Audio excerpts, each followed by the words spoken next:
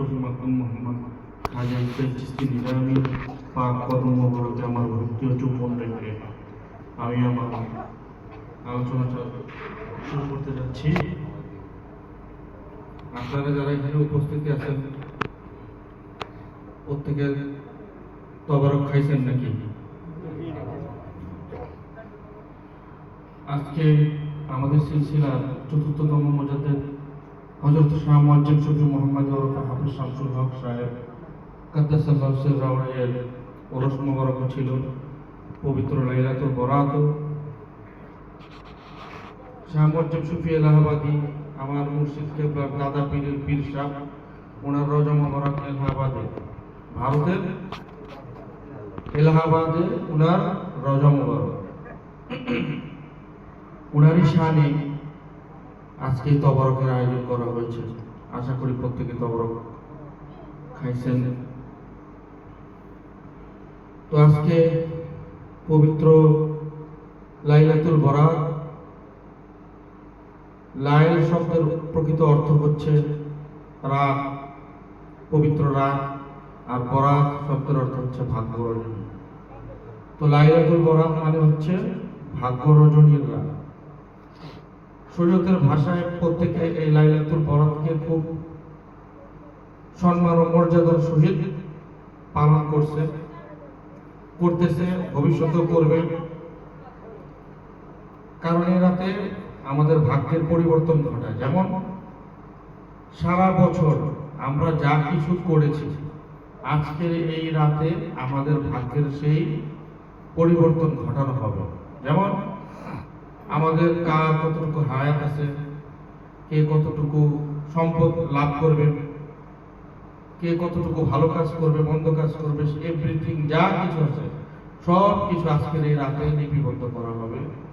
এবং যারা সামনের পবিত্র লাইলাতুল বরাত পাবে তারা তো পাবে, আবার যারা পাবে না তাদেরটাও এই রাতে লেখা হয়, যেটা শরীয়তের ভাষায় বলে। তারা এই কারণে এই লাইলাতুল বরাতকে খুব মর্যাদার সহিত পালন করে। তো লাইলাতুল বরাত সম্মানের সহিত প্রত্যেকে পালন করে। ভাগ্য রজনীর রাত আসলে কি একটা নির্দিষ্ট রাত বা একটা নির্দিষ্ট দিনের জন্য কি আল্লাহ তাআলা মানুষের ভাগ্য পরিবর্তন করে?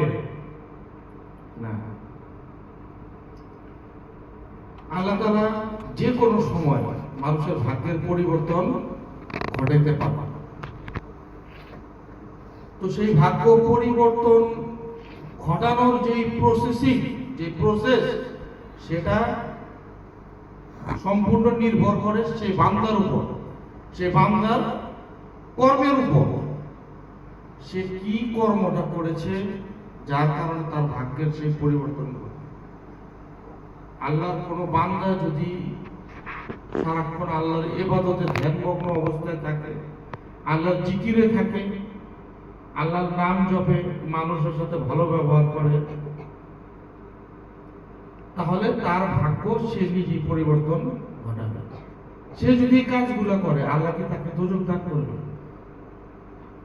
এখন অনেক মানুষ আছে 5 ওয়াক্ত নামাজ, রোজা, হজ, যাকাত সব কিছু করতেছে, অথচ মানুষের সম্পদ লুণ্ঠন করতেছে, মানুষের মনে কষ্ট দিতেছে, মানুষের সাথে খারাপ ব্যবহার করতেছে।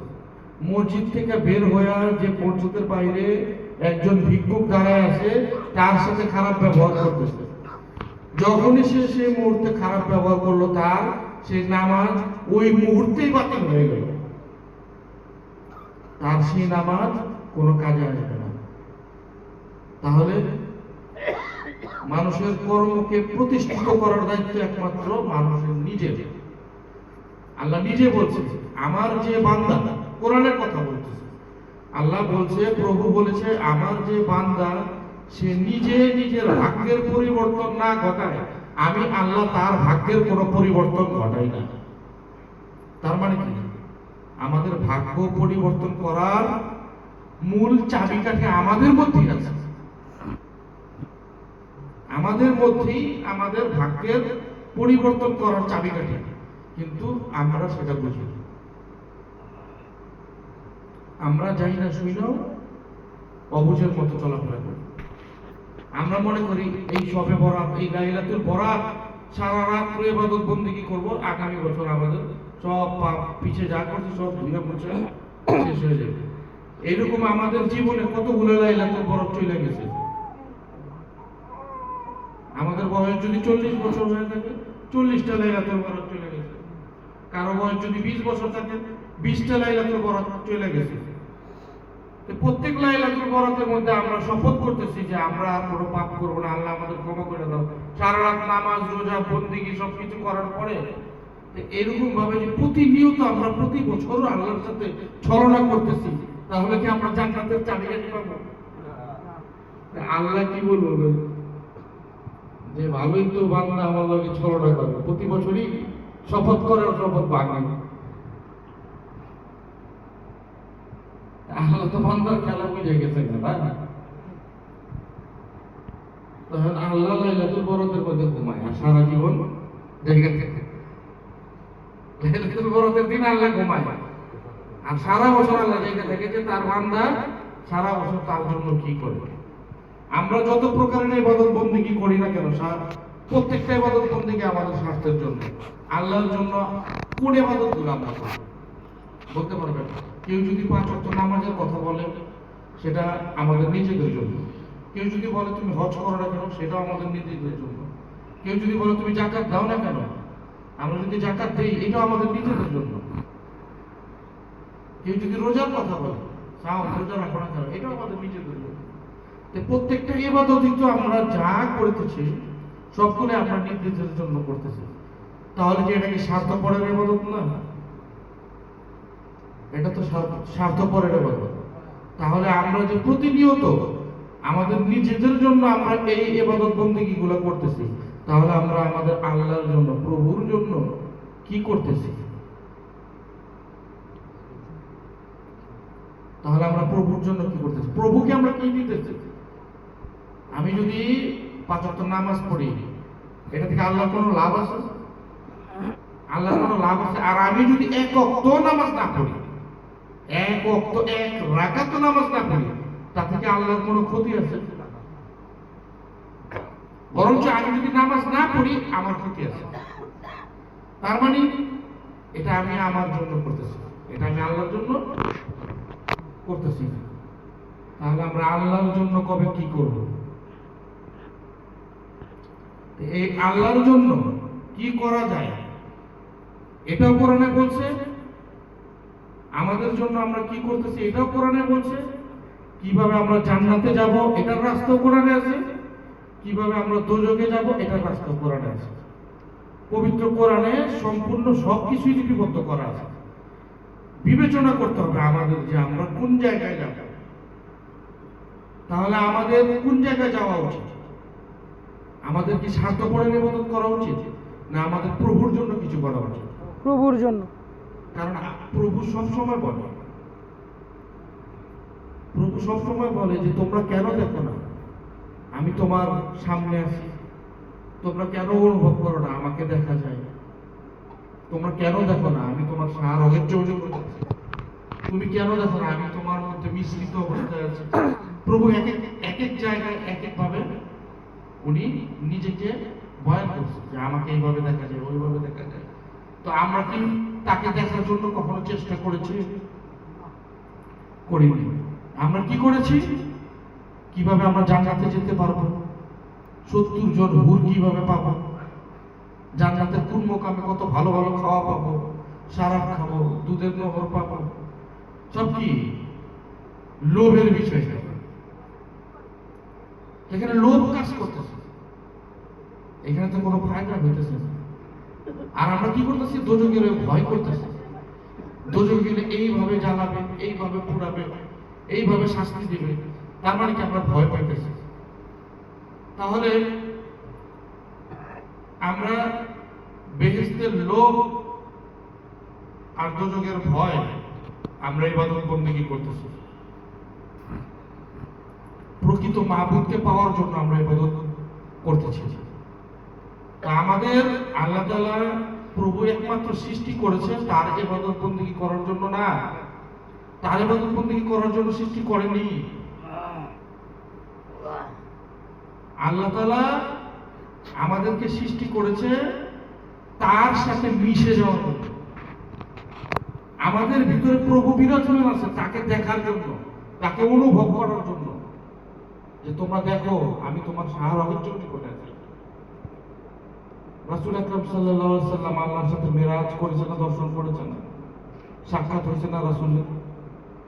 রাসূল ওই মোকামে চলছে বিধায় তার সাথে রাসূলের সাক্ষাৎ হয়েছে। মুসা আলাইহিস সালাম ওই মোকামে ছিল দেখে তুর পাহাড়ে তার সাথে আল্লাহর সাথে তার নূরের সাথে ঝলকের দেখা হয়েছে।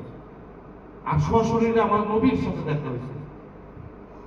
এমন কোরআনে আছে আসসালাতুল মিরাজুল মুমিনিন, মুমিন যখন সালাত কায়েম করে তখন আল্লাহর সাথে তার দর্শন হয়, মিরাজ হয়, দেখা হয়। এটা আমার কথা না, কোরআনের কথা। কোরআন বলতেছে আসসালাতুল মিরাজুল মুমিনিন, মুমিন যখন সালাত কায়েম করে আল্লাহর সাথে তার মিরাজ হয়। তাহলে আমরা তো লক্ষ লক্ষ কোটি কোটি মানুষ, আজকে রাতের কথাই চিন্তা করেন না কেন আপনারা?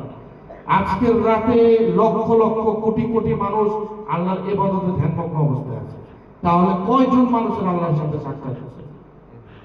আল্লাহ তো বলছে আসসালাতুল মিরাজুল মুমিনিন, মুমিন যখন সালাত কায়েম করে তার সাথে মিরাজ হয়, সাক্ষাৎ হয়। কত জনের আল্লাহর সাথে সাক্ষাৎ হয়েছে, কত জনের দিদার হয়েছে? একজনও বলতে পারবো না যে আল্লাহর সাথে তার সাক্ষাৎ হয়েছে, তার দিদার হয়েছে। একটা ব্যক্তিও বলতে পারবে না।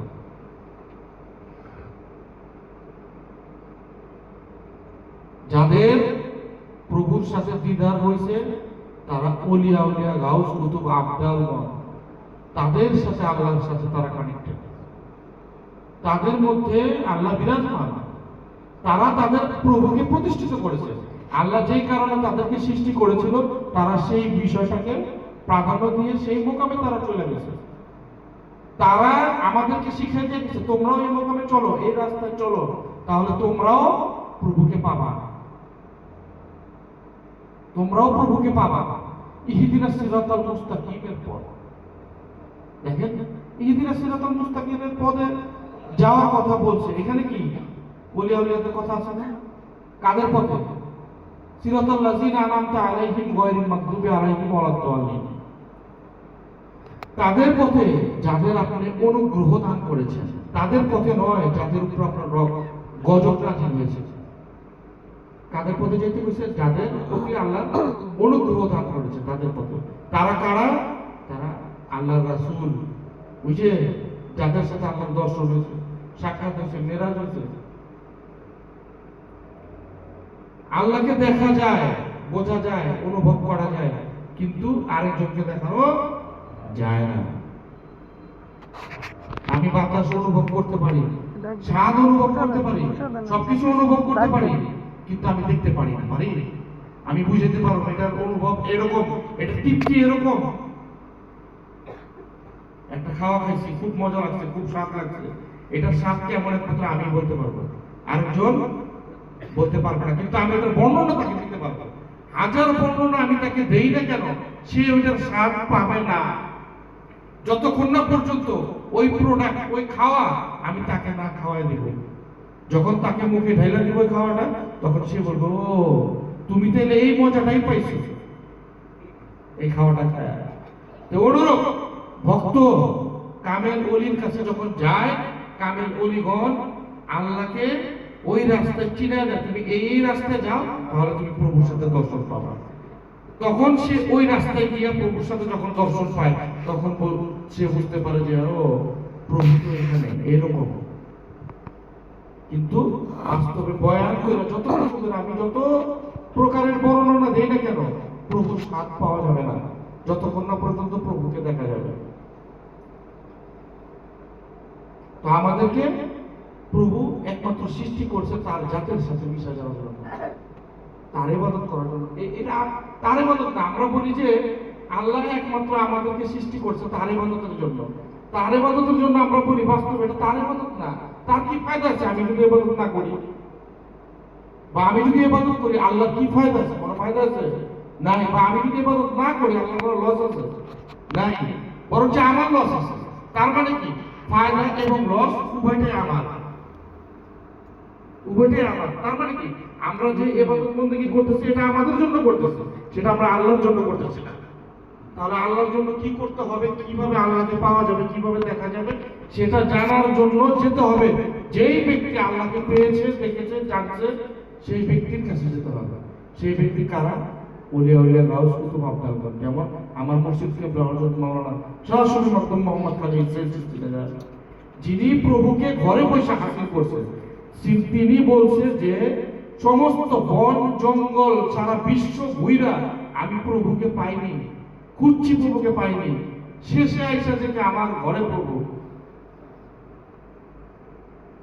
আমার মুর্শিদ কিবলা বলছে সারা বিশ্ব ভ্রমণ করে, সারা ইবাদত বন্দেগী করে, সারা জীবন বিসর্জন দিয়ে কোনো জায়গায় প্রভুকে পাইনি, ঘরে আইসা থেকে যে আমার ঘরে প্রভু। এই কথার মানিটা কি? এই কথার মানিটা কি? কথাটা খুব সহজ কইলাম, কিন্তু এটা মানিটা খুব কঠিন। কেমন?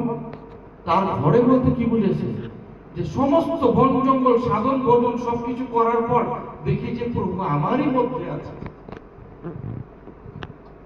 আমার ঘরে মানে কি? তার মধ্যেই প্রভু বিরাজমান, মানে তার দেহের মধ্যে প্রভু আছে। এটাই উনি বোঝাতে চেয়েছে যে সারা বন জঙ্গল ঘুইরা আমি যত যা কিছু দেখলাম, সেখানে আমি প্রভুকে পাইনি, শেষে এসে থেকে আমার ঘরে প্রভু বিরাজমান, মানে কি তার মধ্যে প্রভু ছিল। এটাই উনি বুঝাতে চেয়েছিলেন।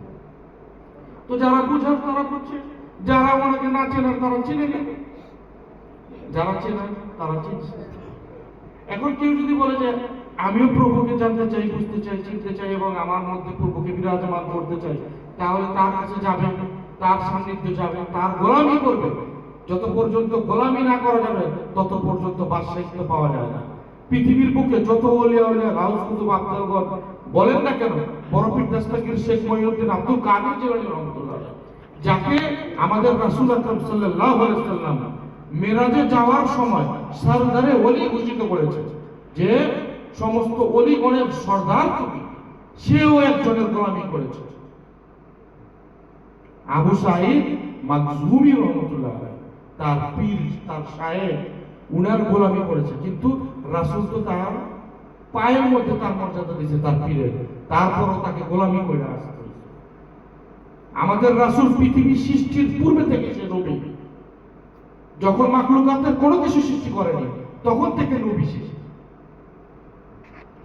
আল্লাহ তাআলা সর্বপ্রথম আউয়ালু মা খালাকাল্লাহু মিন নূরি, আল্লাহ সর্বপ্রথম আমাদের রাসূলের এই পাক পাঞ্জাতনের নূরকে সৃষ্টি করেছে, তাদের নূর থেকে সমস্ত মাখলুকাত সৃষ্টি করেছে। তারপরে আমাদের রাসূল পাক সাল্লাল্লাহু আলাইহি ওয়াসাল্লাম জন্ম হবার পর তাকে যখন নূর হিসেবে পাঠিয়েছে, তাকে কি দুনিয়াতে পাঠিয়েছে? পাঠানো, সৃষ্টি করে তাকে রেখে গেছে। তারপরে যখন ওনাকে হাজার হাজার বছর পর ওনাকে দুনিয়াতে পাঠাইলো, তারপরও তাকে নবুয়ত্ব দান দেয়, কিন্তু সে জন্মের পর থেকে সে নবী, সৃষ্টির পূর্বে থেকে সে নবী, পৃথিবী সৃষ্টির পূর্বে থেকে সে নবী। তারপরও তাকে পৃথিবীতে এসে 40 বছর পর তাকে নবুয়ত্ব দান করা হয়েছে। কেন? এগুলো নিদর্শন। আমাদের রাসূল পূর্বে থেকেই রাসূল, আমাদের নবী পূর্বে থেকেই নবী, তারপর 40 বছর কেন? তার হেরা গুহায় 14 বছর ধ্যান কেন করতে গেল? 27 বছর মেরাজে কেন কাটাতে হলো? সে তো পৃথিবী সৃষ্টির পূর্বে থেকেই নবী। আল্লাহর জাতের নূর থেকে সে সৃষ্টি। ফেরেশতাদের যে নূর দিয়ে সৃষ্টি করছে, নবীকে কি সেই নূর দিয়ে সৃষ্টি করছে? কখনো না। অনেক মানুষ বলে যে নবীকে নূরের বললে তো নবীকে ছোট করা হয় না। ফেরেশতাদেরকে যে নূর দিয়ে সৃষ্টি করছে, নবীকে সেই নূর দিয়ে সৃষ্টি করেনি। একটা 100 ওয়াটের লাইটও আলো দেয়, 5000 ওয়াটের লাইটও আলো দেয়। কোনটার আলো সবচেয়ে বেশি? যেটার ওয়াট 5000, যেটা প্রোডাক্ট ভালো। একটা লাইটের দাম 100 টাকায় পাওয়া যায়, কিছু কিছু লাইট আছে 1 লক্ষ টাকা দিয়েও পাওয়া যায় না। উভয়টাই লাইট, লাইটের সাথে তুলনা করলাম।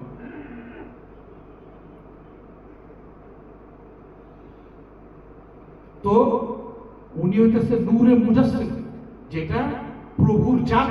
যেমন আল্লাহ একটা নূর, সে নিজেকে দুই ভাগ করলো, দুই ভাগ করলে এটা আল্লাহ, এটা তো আল্লাহ। তো সে দুই ভাগের থেকে এক ভাগ আল্লাহ হলো, আরেক ভাগ সে রাসূলকে বানাইলো। রাসূলকে বানানোর পর বলল, হে রাসূল, আপনার এই নূর থেকে আমি সমস্ত মাখলুকাত বানাইলাম। রাসূলের নূর থেকে সমস্ত মাখলুকাত সৃষ্টি করলো, ফেরেশতা থেকে শুরু করে পৃথিবী, বৃক্ষ, লতা পাতা, পশু পাখি যা কিছু বলেন, এভরিথিং নূরে মুহাম্মাদি থেকে তৈরি। এমনকি যে আদমকে সৃষ্টি করা হয়েছিল, সে আদম চেতন হয়নি যতক্ষণ না পর্যন্ত তার মধ্যে নূরে মুহাম্মাদি প্রবেশ না করানো হচ্ছে। যখন আদমের মধ্যে নূরে মুহাম্মাদি প্রবেশ করানো হয়েছে, তখন আদম জাগ্রত হয়েছে। নয়তো মাটির একটা তৈরি খাকি আদম ছিল, মাটির তৈরি খাকি আদম, পচা মাটির তৈরি খাকি আদম ছিল। সেটা কেন মূল্যবান হইল? একমাত্র তখনই মূল্যবান হইল যখন আল্লাহ তাআলা তার ভিতরে ঢুকতে চাইল, অন্ধকারের কারণে ঢুকতে পারলো না। ভিতরে অন্ধকার আর অন্ধকার, অন্ধকার আর অন্ধকার, ঘোর অন্ধকার।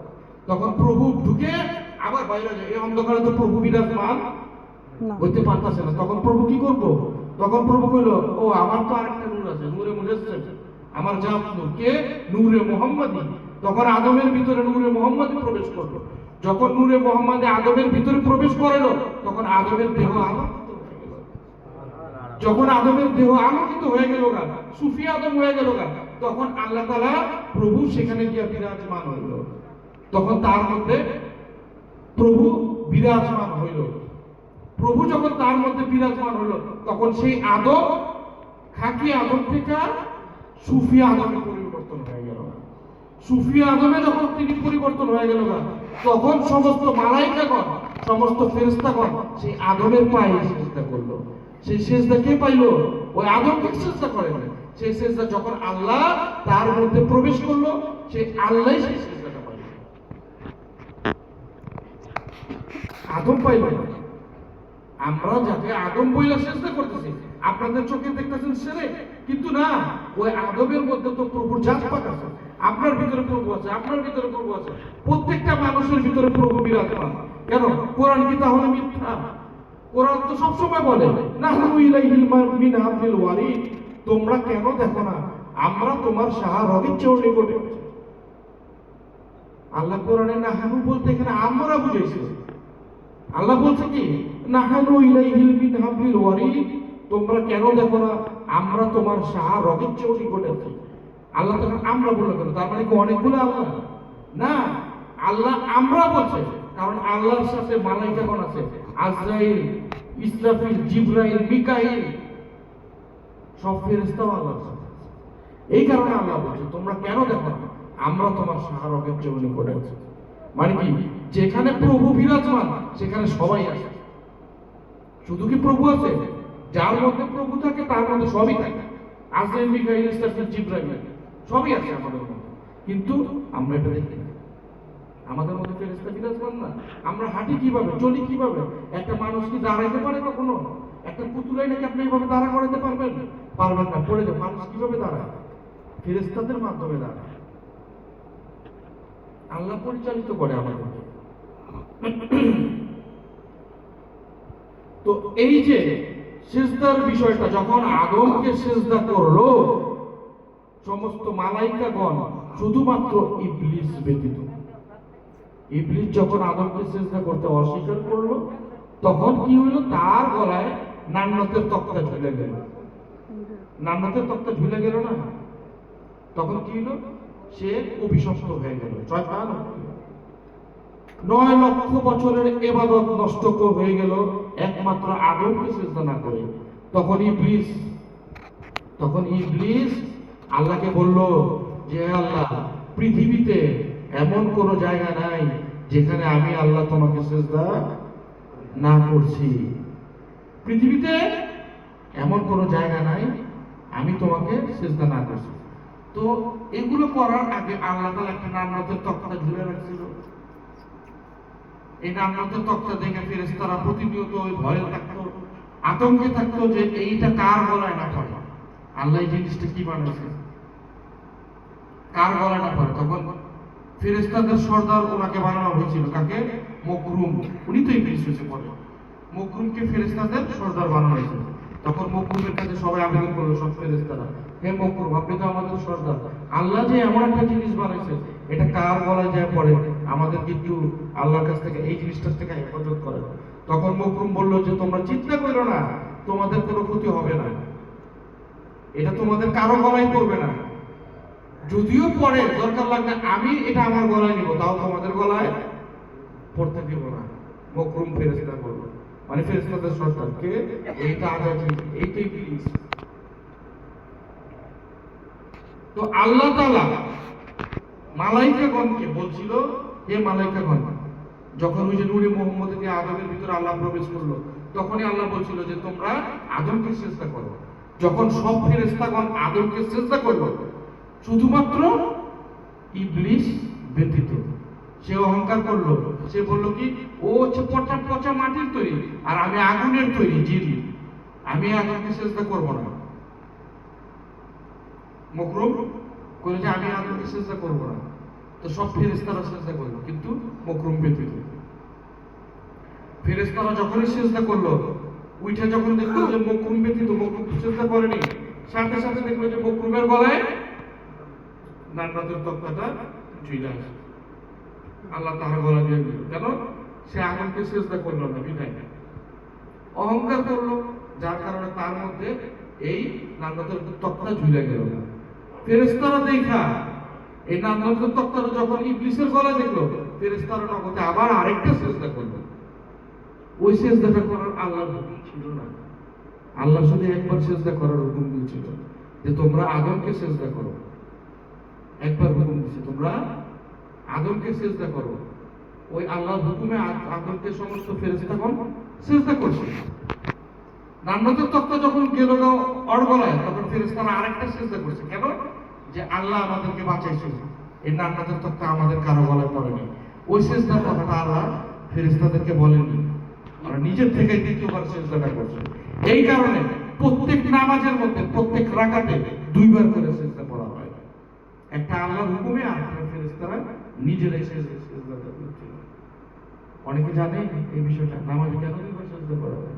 এই দুইটা সিজদা না, প্রত্যেক রাকাতে নামাজের মধ্যে তো দুইবারই সিজদা করা হয়, এই কারণে। তখন ইবলিস আল্লাহকে বলল, হে আল্লাহ, আমি 9 লক্ষ বছর তোমার ইবাদত বন্দেগী করছি, পৃথিবীতে এমন কোনো মাখলুকাত নাই আমার ইবাদতের থেকে বেশি ইবাদত কেউ করছে। সমস্ত মাখলুকাতের ইবাদত এক পাল্লায় রাখবা, আমি ইবলিসের ইবাদত এক পাল্লায় রাখবা, আমার ইবাদতের পাল্লার ওজন সবচেয়ে বেশি হবে। তখন আল্লাহ বলল যে তুমি কি বলতে চাও? তখন ইবলিস বলল যে মাখলুকাতের এমন কোনো জায়গা নাই যেখানে আমি সিজদা না করেছি। মাখলুকাতে এমন কোনো জায়গা নাই আল্লাহ আমি তোমাকে সিজদা না করছি, কিন্তু তোমার কোনো বান্দা যদি আমার ওই সিজদার জায়গায় সিজদা দেয়, তাহলে সেই সিজদার অধিকারী আমি ইবলিস হব। তখন আল্লাহ কি বলল, যাও তোমাকে সেটা দিলাম, তোমার ওই জায়গায় যে আমার খাঁটি বান্দা, সে তোমার ওই জায়গায় তো আমাকে সিজদা করবে না, স্বয়ং আমাকে সিজদা করবে। তখন ইবলিস তো মাখলুকাতের সব জায়গায় সিজদা করছে, কিন্তু ইবলিস করেনি কোন জায়গায় সিজদা? আদমের পায়ে। তো এই আদমের পায়ে সিজদাটা করলে আল্লাহ প্রকৃতপক্ষে সে সিজদাটা পায়, আর খালি জায়গায় সিজদা করলে ইবলিসে পায়। এই কারণে 72 কাতারের মধ্যে 71 কাতারে দুজনে যাবে নাকি? এক কাতার যদি বেহেশতে যায়, সেটাই তৌহিদের তরিকতপন্থী যারা আছে তারা, কারণ তারা একমাত্র প্রভুকে সিজদা করে। আশেক যদি পড়বি নামাজ, সিজদা দাও মুর্শিদের পায়, কুলবিল মুমিন আরশে খাইকা, ওই সিজদাটা আল্লাহ পায় নাকি? আশেক তুমি যদি নামাজ পড়ো, তাহলে তোমার মুর্শিদকে তুমি সিজদা করো, তোমার মসজিদের ভিতরে প্রভু বিরাজমান। তুমি যদি তোমার মুর্শিদকে সিজদা করো, সেই সিজদা তোমার মুর্শিদ পাবে না, বরং সে খোদা পাবে। যেমন লালা একটা কথা বলছে, যিনি মুর্শিদ তিনি রাসূল, ইহাতে নাই কোনো ভুল, খোদাও সে হয়। এই কথা লালন কয় না, পবিত্র কোরআনেতে কয়। একই কথা, একজনে গানের ছলনা করেছে, আরেকজনে কোরআন ধরে গেছে, কথা তো এক। যিনি মুর্শিদ তিনি রাসূল, ইহাতে নাই কোনো ভুল, খোদাও সে হয়। এই কথা লালন হয় না পবিত্র কোরআনে, কোথাও সে হয়। তার মানে কি তাকে যে সেজদা করলো সেই সেজদাটা তাকে করা হয়নি, রাসূলকে করা হয়েছে। রাসূলকে সেজদা করলো মানে কি সে রাসূলকে সেজদা করা হয়নি, স্বয়ং খোদাকে সেজদা করা হয়েছে। কারণ আল্লাহ বলছে না আমরা তোমার সাহার অনেক নিকটে আছি, যেখানে আল্লাহ আছে সেখানে সবই আছে। আল্লাহর সাথে কি আল্লাহকে রাসূল বাদে আছে? রাসূল বাদে না, রাসূলকে নিয়ে আছে, ফেরেশতাদেরকে নিয়ে আছে, সমস্ত মাখলুকাতকে নিয়ে আছে, সমস্ত মালায়েকাগণকে নিয়ে আছে। আল্লাহ সবাইকে নিয়ে আসে।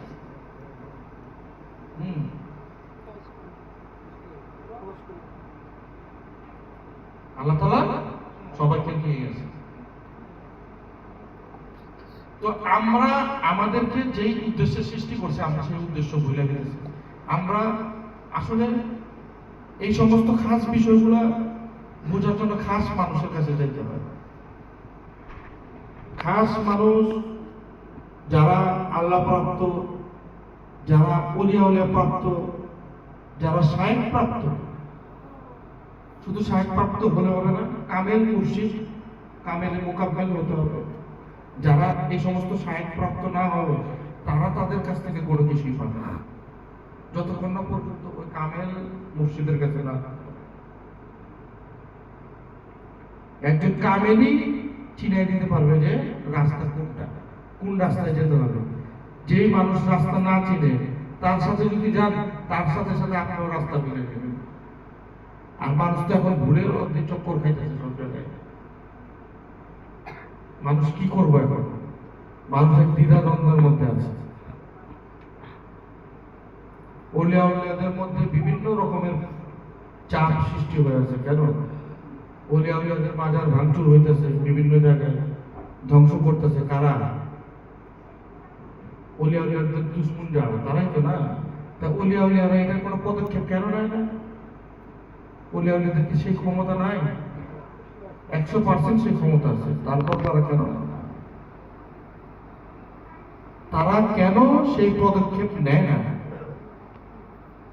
কারণ তাদের জীবনটাই বিসর্জনের মাধ্যমে গেছে, এবং মাটির নিচে থাইকাও তারা বিসর্জন দিতে পারে, সেটা তারা এবার প্রমাণ করতেছে যে ওলিয়া উলিয়া শুধু পৃথিবীতে থাইকাই নিজেদেরকে বিসর্জন করতে পারে না, তারা পৃথিবীতে যাওয়ার পর মাটির নিচে থাইকাও নিজেদেরকে বিসর্জন দিতে পারে। যেমন ইমাম হোসেন আলাইহিস সালাম চাইলে অনেক মানুষকে কতল করে ফেলতে পারত। উনি দুনিয়াতে থাইকাও নিজেদেরকে বিসর্জন দিতেছে এবং মাটির নিচে থাইকাও নিজেদেরকে বিসর্জন দিতেছে। ওলিয়া উলিয়াদের কাজ এটা, তারা নিজেদেরকে বিসর্জন দেওয়ার মাধ্যমে ধর্মকে প্রতিষ্ঠিত করেছে।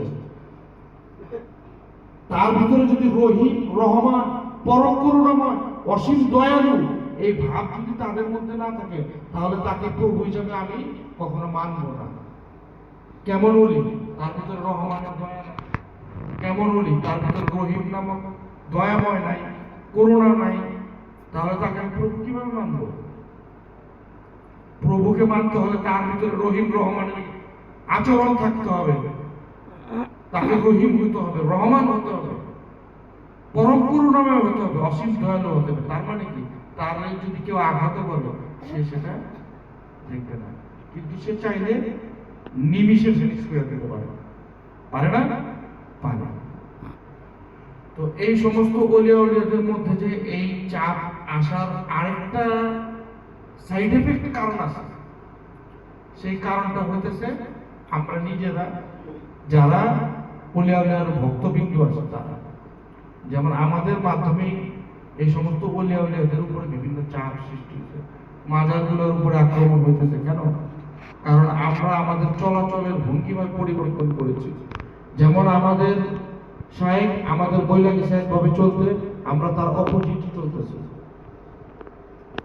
আমাদের শায়েখ কখনো আমি দেখিনি যে অন্যায় করতে, কিন্তু আমরা অন্যায় করতেছি নাকি? আমাদের পীর আমাদেরকে সেই শিক্ষা দেয়নি গাঁজা খাওয়া। আমরা কি করি? মাজারের আশেপাশে বসে গাঁজা খাই, গাঁজা টানি, সিগারেট টানি। পীর সাহেব এই সমস্ত বিষয় থেকে বিরত থাকতে বলছে, অথচ আমরা এই সমস্ত কাজ মাজারের আশেপাশে করি। বিভিন্ন নারী পুরুষদের অবাধ মেলামেশা, মানে যেটা আপত্তিকর ভাবে পীর ভাই পীর বোনদের মেলামেশা, যেটার কারণে সমাজের চোখে এই জিনিসগুলো ধরা পড়ে, সেটা আমাদের সাহেব আমাদের কিছু যায়নি, কিন্তু আমরা ওই কাজগুলো করতেছি। ওই কাজগুলোর মাধ্যমে আজকে ওলিয়াউলিয়াদের উপরে এই সমস্ত ঝামেলাগুলো আসছে।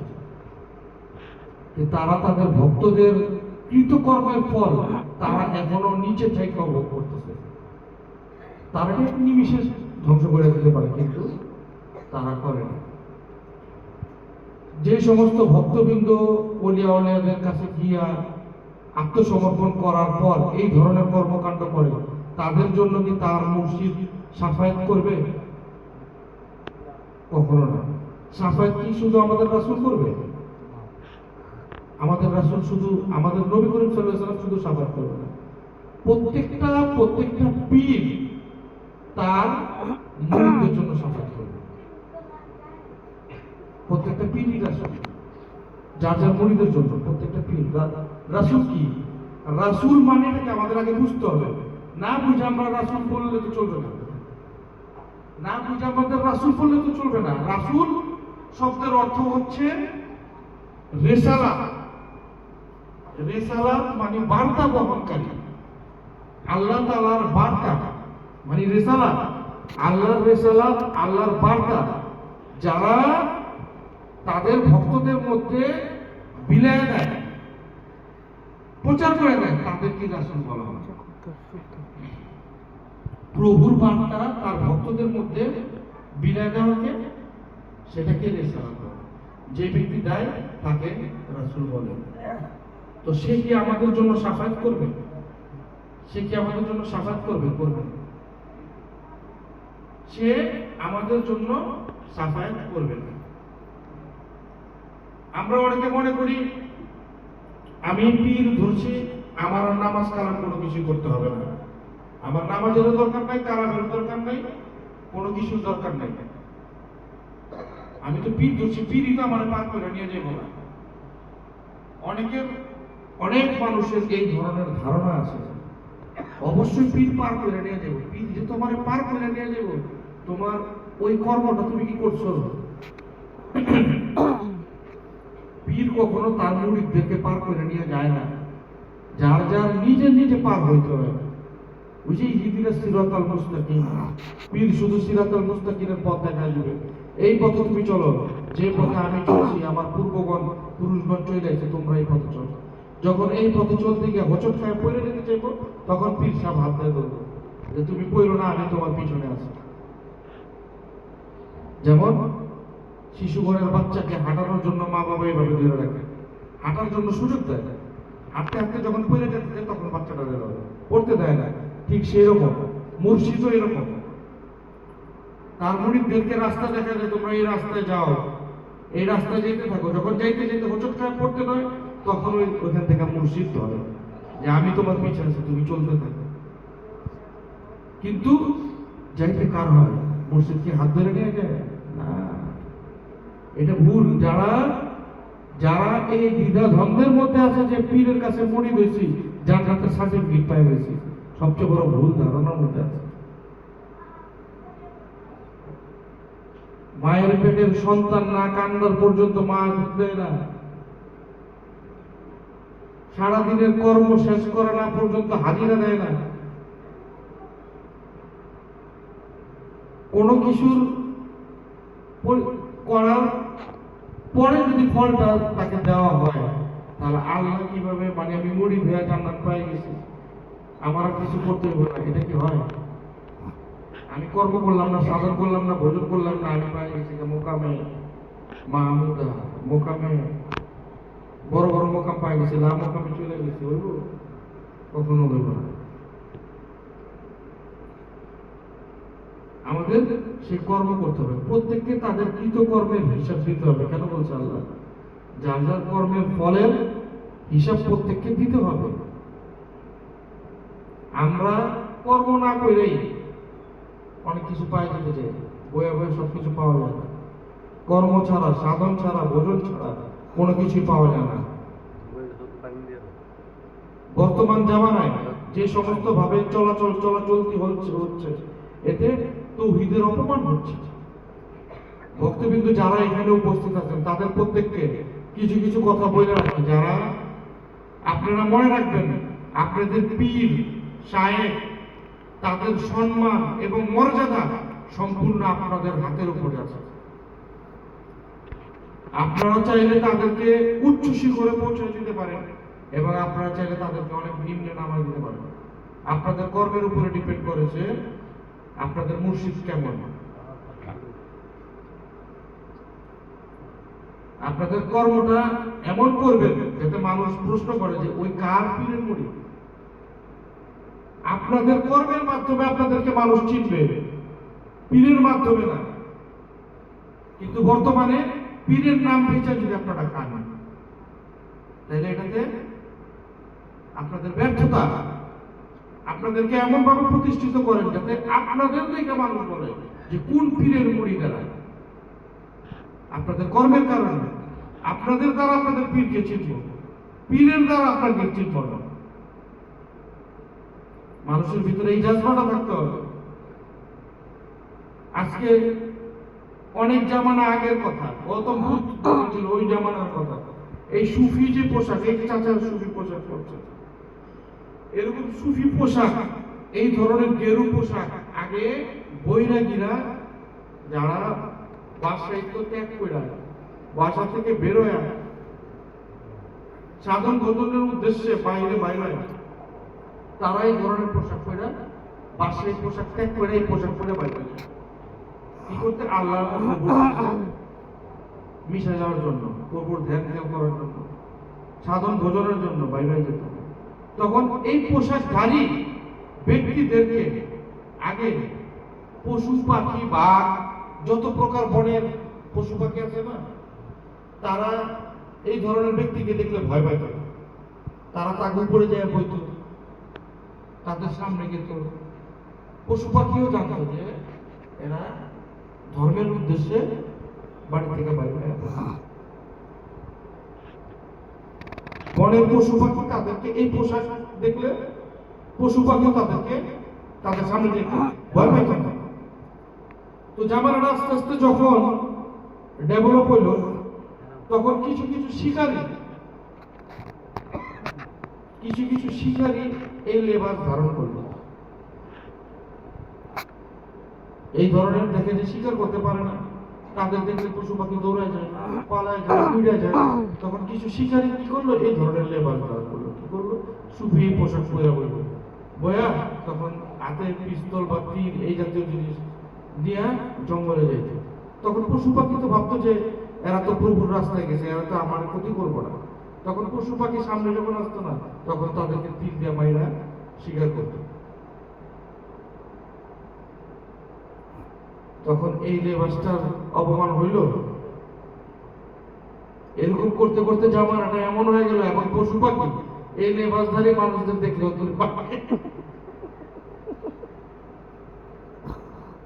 জামানাটা গৌতম বুদ্ধের জামানা। সেই জামানায় এখন পশু পাখি অনেক এই লেবাস দেখলে ভাগে, এই যে শিকারই হয়ে নিশ্চয় শিকার করবো, আমার কোনো না কোনো জায়গায় পান্তা বাঁধছে। তো জামানাটা এরকম হয়ে গেছে। এই জামানা হয়ে গেছে গাছ থেকে আরো প্রায় 1000 বছর আগে হয়ে গেছে। পশু পাখি অনেক গেরু পোশাক দেখলে ভয় পায়, সামনে যেতে চায় না। কিন্তু আরো 1000 বছর আগে তাদেরকে দেখলে তাদের সামনে যাইতো, বসতো। তো এই যে পোশাকটা, এই পোশাকটার অবমাননাকারী কারা? আমরা মানুষ জাতি, আমরা এই অবমাননা করছি না। পোশাকের তো কোনো দোষ নেই এখানে। পোশাকটার অপমান করা এবং মর্যাদাটা দেওয়া, এটা সম্পূর্ণ আমাদের উপরে ডিপেন্ড করে যে আমরা কাকে কতটুকু মর্যাদা প্রদান করব। এটা হলো সুফি পোশাক। এই পোশাক পইরা আপনি কথাটা পর্যন্ত আপনাকে সীমার মধ্যে থেকে বলতে হবে। এই পোশাক, এই টুপি, আমার মসজিদের কেবলার দেওয়া কালার, এই জাতীয় পোশাক, সুফি পোশাক পরিধান করে, সুফি পোশাক পইরা একটা কথা, একটা লাভ বলতে গেলেও অনেক চিন্তা ভাবনা করে বলতে হবে যে আমি কি বলতেছি, আমার এই কথা কোনো সাইড এফেক্ট হবে কিনা, এই চিন্তা করে বলতে হবে যদি সুফি পোশাক পরা থাকে। আর এখন এই সুফি পোশাক পরে যদি আপনি সিগারেট খান, তাইলে আপনার কি করতেছেন? আপনি এই সুফি পোশাক পরে যদি আপনি ঝগড়া করেন, তাহলে আপনি কি করতেছেন? আপনি এই সুফি পোশাক পরে যদি আপনি গালাগালি করেন তাহলে আপনি কি করতেছেন? চিন্তা করে দেখেন। এই সুফি পোশাক পরিধান করে কথাটা পর্যন্ত সীমার মধ্যে হইতে হয়। আর আপনি যদি সেখানে যদি সিগারেট খান, গাঁজা খান, অন্যায় করেন, গালাগালি করেন, তাহলে পোশাকের মর্যাদাটা কি হইল? হানি হইল না? তো এটার জন্য দায়ী কারা? আমরা নিজেরাই তো দায়ী। তাই এই কারণে এই বিষয়গুলো ভালো মতো আপনাদের ব্রেন্ডে ঢুকায় নেয়। পোশাক পরিচ্ছদ পরিধান শুধু ফিটফাট হয়ে বললেন, আমার পোশাকের মর্যাদাটা দিতে হবে। পোশাক যেটা বললাম সেটা পোশাক আমার শরীরের জামা হইতে পারে, বা আমার শরীরে যে লেবাস, যে দাড়ি মোজ যে লেবাস আছে লেবাস হতে পারে। একই জিনিস, রাসূলের আকৃতি, আমার দাড়ি আছে, রাসূলের দাড়ি ছিল না, আর আমি এটা পরে যদি আমি এটার অমর্যাদা করি তাহলে রাসূলের অমর্যাদা না। আমার মুর্শিদ কেবল দাড়ি ছিল, আমি যদি সেই দাড়ি উল্টা পাল্টা করি তাহলে কি আমার মুর্শিদের অপমান না? তাহলে আমরা কি আমাদের মুর্শিদের অপমান হইতে দেব? তাইলে আজকে থেকে কি আপনারা প্রতিজ্ঞা করতেছেন যে আপনারা সুফি পোশাক পরিধান কইরা কখনো এই ধরনের কাজ করতে পারবেন না? কেটা কেটা প্রতিজ্ঞা করছে? হাত তুলুন সব। সুফি পোশাক পরে কখনো সিগারেট খাওয়া যাবে না, সুফি পোশাক পরে কখনো অন্যায় কাজ করা যাবে না, সুফি পোশাক পরে কখনো মানুষের সাথে ঝগড়াঝাটি করা যাবে না, সুফি পোশাক পরে কখনো মানুষের সাথে অন্যায় করা যাবে না। এই সবাই একমত? ঠিক আছে। তো এইটা শুধু এখানে হাত তুললে হবে না, নিজেদের মধ্যে এটা ঢুকে নিতে হবে। আবার যদি চিন্তা করেন যে না আমি তো অনেক সুফি পোশাক কিনি, এখন তো করতেই পারি না,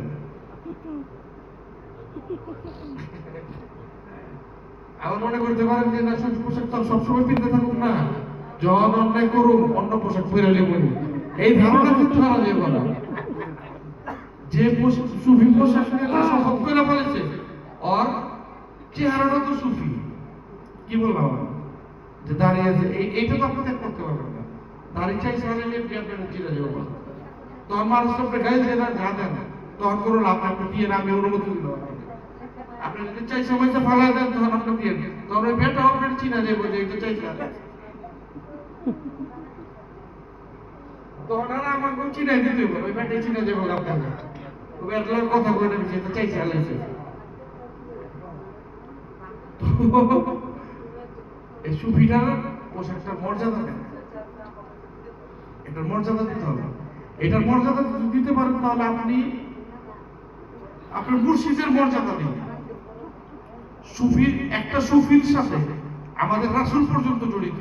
আপনারা কিন্তু যে সেই জায়গা থেকে আছেন, আপনার খাজা ইসরাইল চিশতির দরবারে যে সেই জায়গা না, খাজা ইসরাইল চিশতি 43তম পর্যন্ত আমাদের রাসূল আকরাম সাল্লাল্লাহু আলাইহি ওয়াসাল্লাম যে সেই জায়গা না, আমাদের যে সিজদা শরীফ, আমাদের সিজদা শরীফে পার্ট বাই পার্ট 43তম রাসূল আকরাম সাল্লাল্লাহু আলাইহি ওয়াসাল্লাম। এই সুফি পোশাকের মর্যাদা যদি আপনি দেন, আপনি আপনার মুর্শিদের মর্যাদা দিলেন। আপনি আপনার মুর্শিদের মর্যাদাটা দিলেন মানে কি, সে তার মুর্শিদের মর্যাদা পাইবে। এরকম করতে করতে করতে করতে রাসূল পর্যন্ত মর্যাদা পাইবে। আর রাসূল যেখানে মর্যাদা পাওয়া যায় তখন আল্লাহ মর্যাদা পাওয়ার কোনো কিছু বাকি থাকে না, স্বয়ং প্রভুকে মর্যাদা দেওয়া হয়। তাহলে আমরা কেন তার এই পোশাক, তার এই পরিচ্ছদ, তার এই যে দরবার শরীফ, এগুলোর মর্যাদা আমরা কেন দেব না? আমরা আমাদের দরবার শরীফে এমন কোনো কাজ করব না যাতে অপর কোনো ব্যক্তি আমাদেরকে ঠিক মারতে সুযোগ পায়। আমরা মানুষকে সেই সুযোগটা কেন দেব? আমাদের দরবার সবসময় উন্মুক্ত থাকবে, এখানে যে কোনো মানুষ এসে ঢুকবে, ঢুকে ভিতরে দেখবে কিভাবে দরবার পরিচালনা হচ্ছে, কিভাবে মানুষ বসে আছে, কিভাবে মানুষ খাওয়া দাওয়া করতেছে। ওপেন দরবারের গেট কখনো কামেল ওলি মুর্শিদের দরবার শরীফ কখনো ডোর ক্লোজ থাকে না, দরজা সবসময় খোলা থাকে। কেন উন্মুক্ত থাকে? কারণ তাদের মধ্যে কোনো কুটিলতা জটিলতা নাই।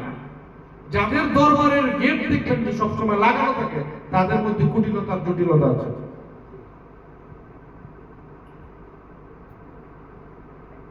যেই দরবার দেখবেন ওপেন খোলা, সেখানে কোনো কুটিলতার জটিলতা না। আপনারা সবাই আছেন, মিডিয়া আছেন, পুলিশ আছেন, প্রশাসন আছেন, যার মঞ্চে আসেন এসে আপনারা দেখেন যে এখানে কোনো অনৈতিক কাজ হচ্ছে কিনা। এই কারণে দরবার থাকবো কোনো নাকি।